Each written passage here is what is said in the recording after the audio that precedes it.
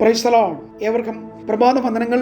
നാം പഠിക്കുന്ന വിഷയം പുത്രത്വം എന്നുള്ളതാണ്. പുത്രത്വം എന്ന വിഷയം നാം പഠിക്കുമ്പോൾ പിതൃത്വത്തെക്കുറിച്ച് നാം കഴിഞ്ഞ ദിവസം ചിന്തിച്ചു. പിതാവിന്റെ മകൻ, പിതാവിന്റെ ഛായയിലും സ്വരൂപത്തിലും ഭൂമിയിൽ ജീവിക്കുന്ന മകൻ, പിതാവിനെ അനുസരിക്കുന്ന പുത്രൻ, പിതാവിന്റെ അധികാരങ്ങളും അവകാശങ്ങളും പദവികളും ഈ ഭൂമിയിൽ പുത്രൻ വെളിപ്പെടുത്തുന്നു. പിതാവിനുള്ളതിൽ നിന്ന് പങ്കുവെക്കുന്നു, പിതാവിൽ നിന്ന് കേട്ട് ചെയ്യുന്നു, പിതാവ് ചെയ്യുന്നത് പോലെ ഭൂമിയിൽ പ്രവർത്തിക്കുന്നു, പിതാവ് കാണിച്ചു കൊടുക്കുന്ന മാതൃകയിൽ മാത്രം തന്റെ വേല തികയ്ക്കുന്നു, പിതാവിന്റെ ഇഷ്ടം മാത്രം ചെയ്യുവാൻ താല്പര്യപ്പെടുന്ന മകൻ. ഇതാണ് കർത്താവായ യേശുക്രിസ്തുവിന്റെ പുത്രത്വം. നമുക്ക് സുവിശേഷത്തിലുടനീളം ആ പുത്രത്വത്തിന്റെ പദവിയും ശക്തിയും മഹത്വവും അധികാരമെല്ലാം പിതാവിനെ വെളിപ്പെടുത്തുന്ന, പിതാവിനുള്ളതിൽ വെളിപ്പെടുത്തി നൽകുന്ന ഒരു പുത്രനെയാണ് നമുക്ക് സുവിശേഷ ഭാഗങ്ങളിൽ കാണാൻ കഴിയുന്നത്. ഇതുപോലെ നാമും പുത്രന്മാരാണ്. ദൈവത്തിന്റെ വചനം പറയുന്നു, നിങ്ങൾ മക്കളാണ്. റോമാലേഖനം 8:17 നാം മക്കളെങ്കിലോ അവകാശികളുമാകുന്നു. ദൈവത്തിന് അവകാശികളും ക്രിസ്തുവിന് കൂട്ടവകാശികളും തന്നെ. അപ്പോസ്തലൻ പൗലോസ് വീണ്ടും ഗലാത്യ ലേഖനം എഴുതുമ്പോൾ വളരെ വ്യക്തമാക്കുന്നു, നിങ്ങൾ ഇനിയും ദാസന്മാരല്ല, പുത്രന്മാരത്രേ. റോമാലേഖനം 8 നാം വായിച്ചത് അവകാശികളാണ്, അടിമകളല്ല. നിങ്ങൾ കേവലം യാചകരെ പോലെ എപ്പോഴും പരാതികളും പരിവേദനകളും ബുദ്ധിമുട്ടുകളും ഇല്ലായ്മകളും പറഞ്ഞ് ജീവിക്കേണ്ടവരല്ല. പിതാവിനുള്ളതെല്ലാം പുത്രന് ആകുന്നു അവകാശമായിട്ട് ലഭിക്കുന്നത്. പിതാവിന്റെ സകലത്തിലും അവകാശി പിതാവ് ജനിപ്പിച്ച മകനാണ്. അതുപോലെ പ്രിയമുള്ളവരെ, നാമും സ്വർഗീയ പിതാവിന്റെ മക്കളാണ്. ആ പിതാവിന്റെ പുത്രൻ ഈ ഭൂമിയിൽ ജീവിച്ചതുപോലെ, പ്രവർത്തിച്ചതുപോലെ, ശുശ്രൂഷിച്ചതുപോലെ ജീവിക്കുവാനാണ്, പ്രവർത്തിക്കുവാനാണ് നമ്മെ നിയമിച്ചിരിക്കുന്നത്. ദൈവത്തിന് അതിന് വീണ്ടും പറയുന്നത്, മക്കൾ മാത്രമല്ല, നിങ്ങൾ പ്രിയമക്കളുമാണ്. തിരുവചനത്തിലുടനീളം മക്കൾക്കുള്ള അവകാശവും പദവിയും അംഗീകാരവും അവർക്ക് ലഭ്യമാകുന്ന നന്മകളും ബൈബിൾ കൂടുതൽ വ്യക്തമാക്കുന്നു. വാഗ്ദത്തം മക്കൾക്കുള്ളതാണ്, അനുഗ്രഹങ്ങൾ മക്കൾക്കുള്ളതാണ്. അതുകൊണ്ടാണ് ലൂക്കോസിന്റെ സുവിശേഷം 15-ാം അധ്യായത്തിൽ ബൈബിൾ വ്യക്തമാക്കുന്ന സ്നേഹനിധിയായ പിതാവ് ആ വീട്ടിലെ മൂത്ത മകനോട് പറഞ്ഞത്, എന്റേതെല്ലാം നിന്റേതാണ്. ആ പിതാവിനെ കുറിച്ച് നാം പഠിക്കുമ്പോൾ ഇതുവരെയും ആ പിതാവിന്റെ വയലേലകൾ, അതിന്റെ അതിരുകൾ വളരെ വിശാലമാണ്. അതിനർത്ഥം എണ്ണി തിട്ടപ്പെടുത്താൻ കഴിയുന്നതിനേക്കാൾ അപ്പുറമാണ് വസ്തുവകകൾ, ആടുമാടുകൾ, സമ്പത്ത്, ദ്രവ്യം, സ്ഥാപന ജംഗമ വസ്തുക്കൾ. നമ്മൾക്ക് മനസ്സിലാവുന്ന ഭാഷയിൽ പറഞ്ഞാൽ വയലേലകളും കന്നുകാലികളും ആടുപാടുകളും കൃഷി സമ്പത്തും അത്രമാത്രം ഭൗതിക സമൃദ്ധിയും മൃഗസമ്പത്തും എല്ലാവിധമായ ഭൗതിക സമൃദ്ധിയുടെ ഒരു വിളനിലമാണ് ഈ അപ്പന്റെ വീട്. അവിടെ 3 തരത്തിലുള്ള ജോലിക്കാരുണ്ട്. 1 കൂലിക്കാർ, 2 ബാലിക്കാർ, 3 ദാസന്മാർ. ദാസന്മാർ ആ വീട്ടിൽ ജനിച്ചു വളർന്ന് ആ യജമാനന്റെ ജോലി മാത്രമേ ചെയ്യുകയുള്ളൂ. ബാലിക്കാരും ആ വീട്ടിലെ യജമാനന്റെ മാത്രം ജോലിയെ ചെയ്യത്തുള്ളൂ. പക്ഷേ അവർ അന്തി ഉറങ്ങുന്നത് അവരവരുടെ വീടുകളായിരിക്കും. കൂലിക്കാർ ഈ വീട്ടിലും പണി ചെയ്യും.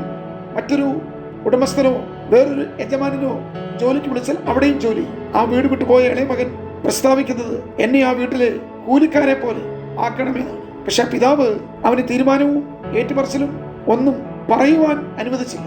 അതിനു മുമ്പേ ഈ ഉപമയിലെ സ്നേഹനിധിയായ പിതാവ് ചുംബനം കൊണ്ട് അവന്റെ കവിൾത്തടങ്ങളിൽ നിരന്തരമായി ചുംബിച്ചുകൊണ്ട് വീട് വിട്ടുപോയ ഇളയ മകന്റെ അധരങ്ങളിൽ നിന്ന് ഒന്നും പ്രസ്താവിക്കുവാൻ അനുവദിക്കാതെ സ്നേഹം പകർന്നു നൽകി, കെട്ടിപ്പിടിച്ച് വാരിപ്പുണർന്ന് നിർത്താതെ മുത്തം നൽകി സ്വന്തം ഭവനത്തിലേക്ക് ആനയിക്കുന്ന, സ്വീകരിക്കുന്ന പിതാവിനെ ബൈബിൾ വെളിപ്പെടുത്തുന്നു. പക്ഷെ ആ പിതാവ് മൂത്ത മകനോട് പറഞ്ഞത്, എന്റേതെല്ലാം നിന്റേതാണ്. ഇളയ മകനോട് അത് പറഞ്ഞില്ല.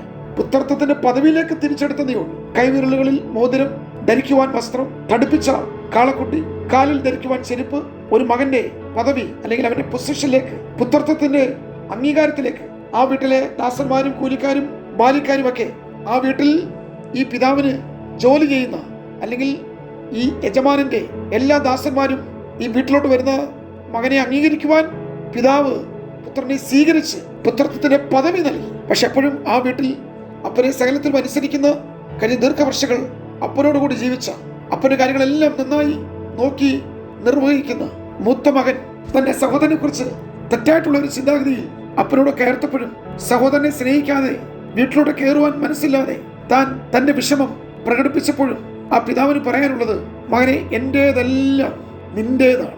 കാരണം ആ പിതാവിന് എന്തെല്ലാം ഉണ്ട്? ഭൗതിക സമൃദ്ധിയും സമ്പത്തും സ്വത്തുക്കളും പൊന്നും വെള്ളിയും ആടുപാടുകളും വയലേലകളും ധാരാളമുണ്ട്. ഒരിക്കലും നീ പിതാവിനെ അറിയാതെ, പിതാവിന്റെ സ്നേഹം അറിയാതെ, പിതാവിന്റെ ഹൃദയം അറിയാതെ ജീവിക്കരുത് എന്നുള്ള ഒരു വലിയ ആജ്ഞയാണ് ആ പിതാവിന് മകന് നൽകുവാനുള്ളത്. ദൂരത്ത് നിന്ന് വന്ന മകനെ പിതാവ് അംഗീകരിച്ച് സ്വീകരിച്ച് ഭവനത്തിലേക്ക് ചേർത്തു. പക്ഷെ അത് അംഗീകരിക്കുവാൻ മൂത്ത മകന് കഴിയുന്നില്ല.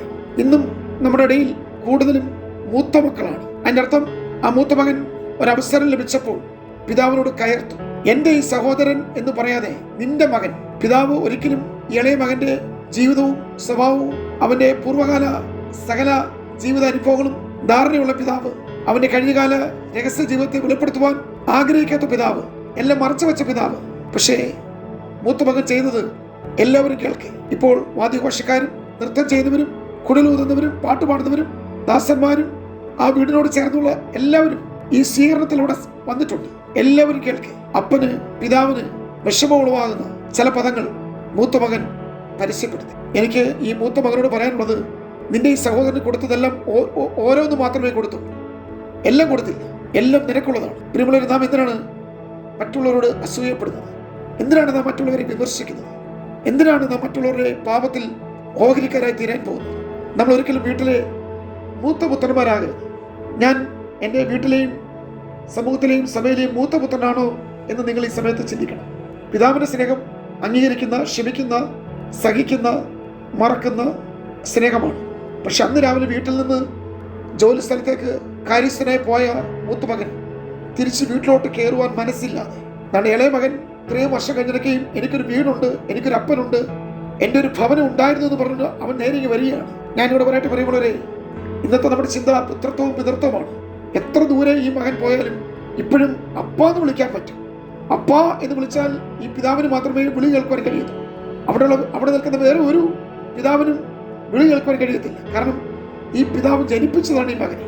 ഈ പിതാവും മകനും തമ്മിലുള്ള ഫെലോഷിപ്പേ കട്ടായിട്ടുള്ളൂ, റിലേഷൻഷിപ്പ് നഷ്ടപ്പെട്ടിട്ടില്ല. നമുക്കെതിരെ ചിന്തകൾ തുടരാം. ദൈവം നമ്മെ സഹായിക്കട്ടെ.